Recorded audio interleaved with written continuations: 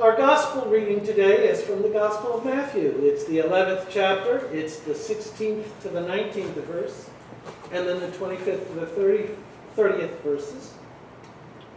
Jesus is sitting in the marketplace, and he speaks to the crowd, and he says to them, "But to what shall I compare this generation? It is like children sitting in the marketplaces and calling to their playmates. We piped to you, you did not dance. We wailed, and you did not mourn. For John came neither eating nor drinking, and they say, he has a demon. But the Son of Man came eating and drinking, and they say, behold, he is a glutton and a drunkard, a friend of tax collectors and sinners. Yet, wisdom is justified by her deeds." And at that time Jesus declared, "I thank thee, Father, Lord of heaven and earth, that thou hast hidden these things from the wise and understanding and revealed them to babes. Yea, Father, for such was thy gracious will.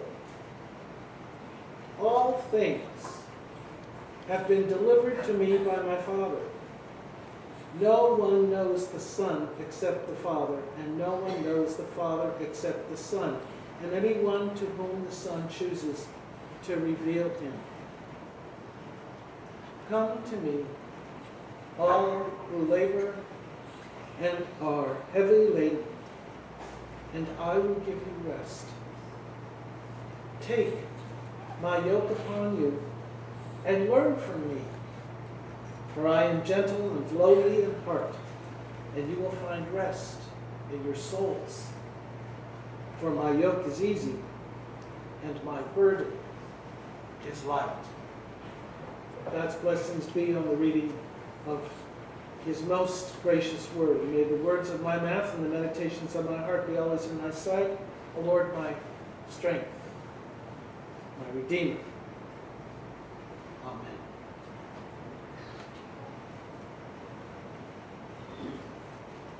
"To what shall I call this generation?" asked Jesus. How many of you remember the song from Bye Bye Birdie? What's the matter with kids today? Remember that? It's a popular show too when I was young. As of late, all I ever hear from anyone is, "Boy, is this millennial generation ever different than we were."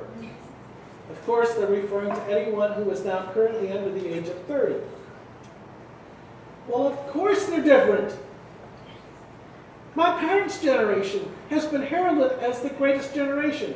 Not mine, but my parents. Frankly, they did endure a lot. I recently watched a marvelous program about D-Day, and surviving that horrible ordeal, I think they did a lot of it by luck and largely by chance to avoid being killed, because that was absolutely horrific. We were a nation that had been attacked and motivated to end fascism. We performed innumerable acts of quiet heroism that changed history.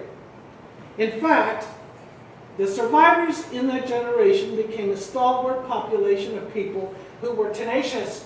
They forged the battles in the South Pacific, in North Africa, and in Europe, and when that war ended, they returned to their homes.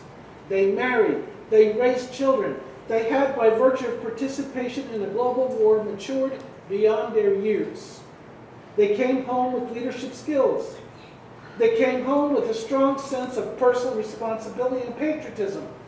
They came home to do their duty, to work with honor and live with faith, and they came home to a new start and to rebuild a nation damaged by the Depression.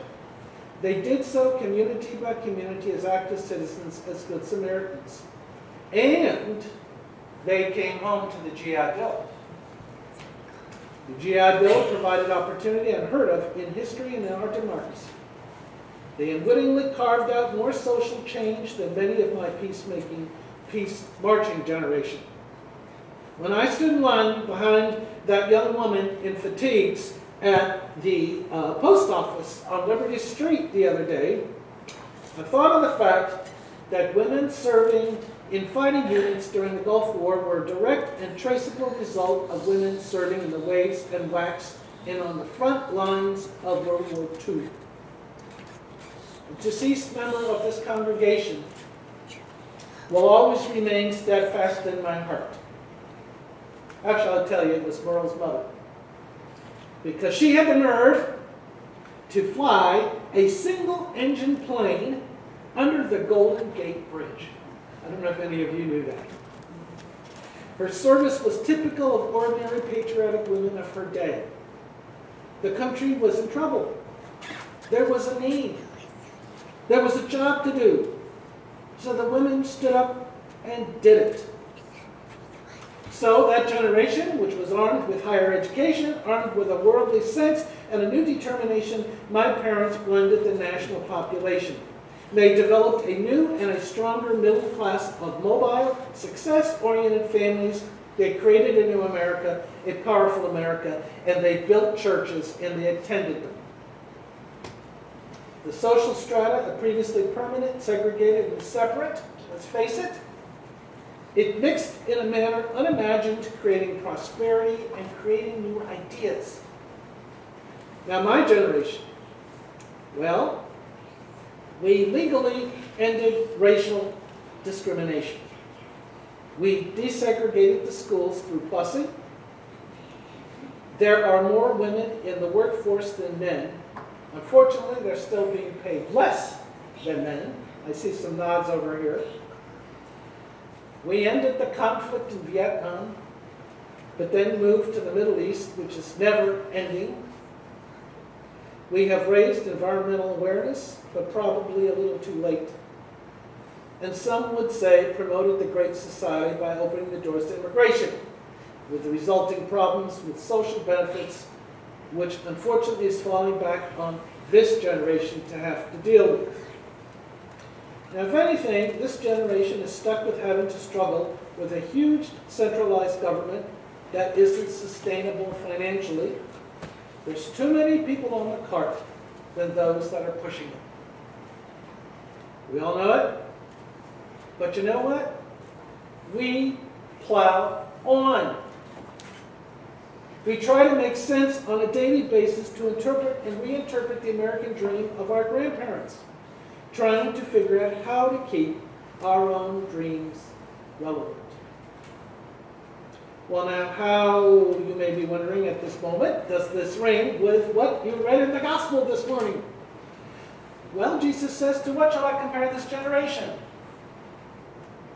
In utter frustration, he bemoans the stubbornness of their hearts.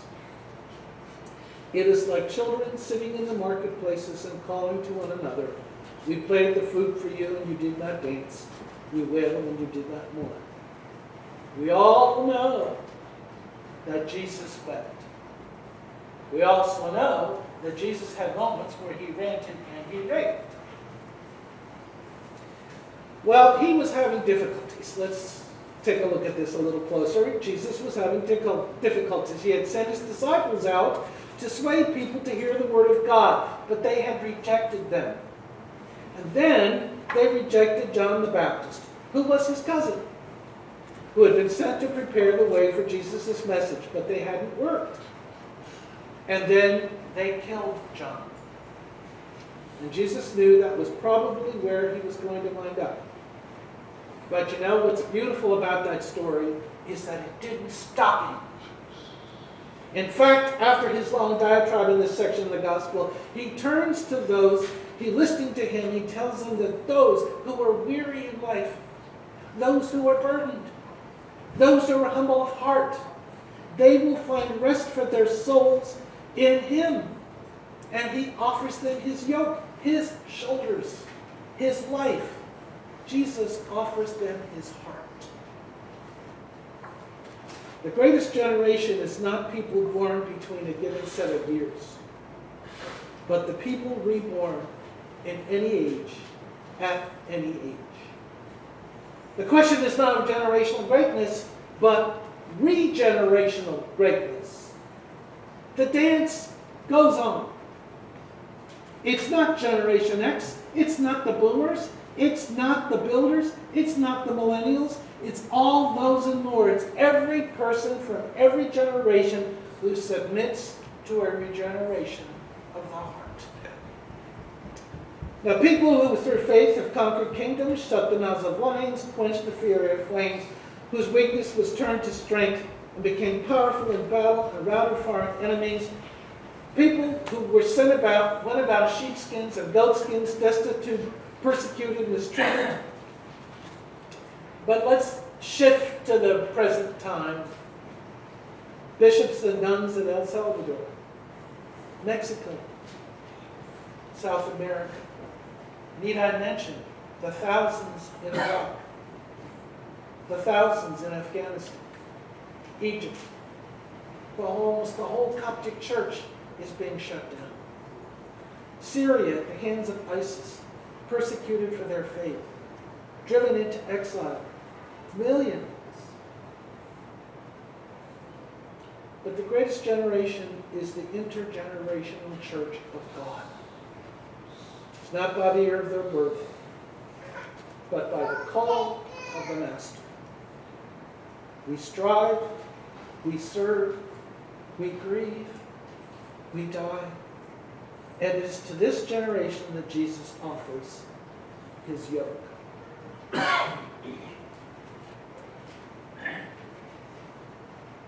Today we baptize little Everett Gordon Loisong. Through a lovely coincidence, he has the same name as my father, who was of that builder generation that moved this church to where it is today, and in the process made the church what it is today.